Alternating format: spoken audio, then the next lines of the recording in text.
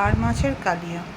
প্রথমে মাছগুলো ভালো করে ধুয়ে নুন হলুদ মাখিয়ে নিলাম।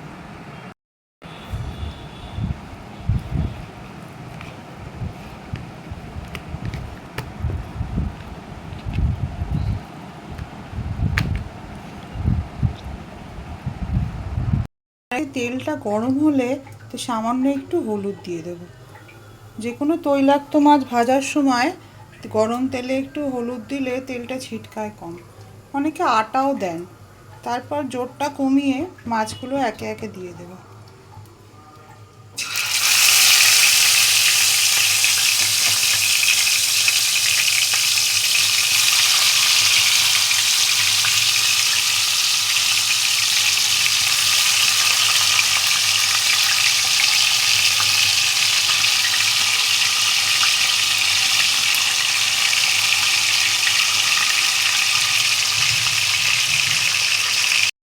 আদা রসুন জিরে আর লঙ্কা বেটে নিলাম। চাইলে অল্প একটু ধনেও দিতে পারেন।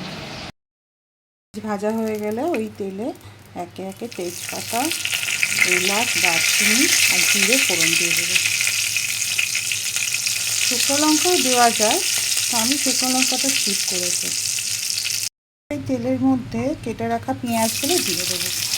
আর তোমাদের বলা হয়নি, ফোড়ন দেওয়ার আগে আমি তেলে কিছুটা আলু ভেজে রেখেছিলাম। মাছের জন্য আলুটা খেতে খারাপ লাগে না, যার জন্য আলুটা দেবো বলে কিছুটা আলু ভেজে রেখেছিলাম। ভাজা হয়ে গেছে, এবার আমি টমেটো কুচি দেবো। পেঁয়াজ ভাজার সময়ে আমি নুন দিয়ে দিয়েছিলাম যাতে পেঁয়াজগুলো তাড়াতাড়ি নরম হয়ে যায়। মোটামুটি একটা মিডিয়াম সাইজের পেঁয়াজ দিলে হয়। আমার যেহেতু এখানে 8 পিস মাছ আছে, যার জন্য আমি পেঁয়াজটা একটু বেশিই দিয়েছিলাম।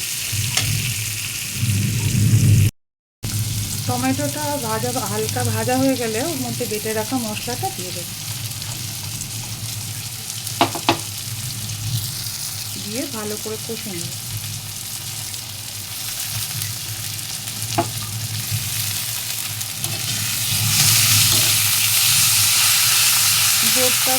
গ্যাসের ফ্লেমটা একটু কমিয়ে দিতে হবে, কমিয়ে করতে হবে, নাহলে মশলা পুড়ে যেতে পারে।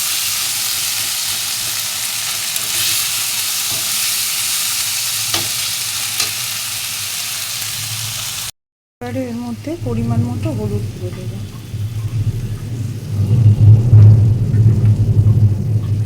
ভালো করে কষবো।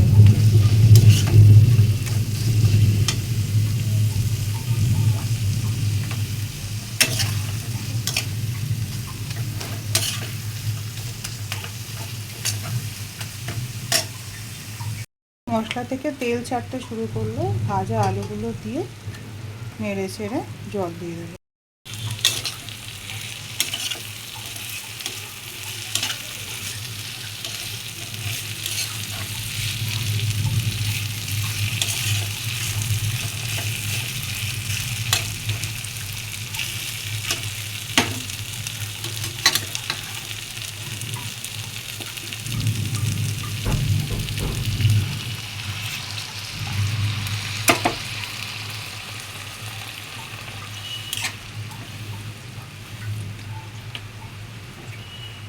জল দিয়ে ঢেকে দেবো।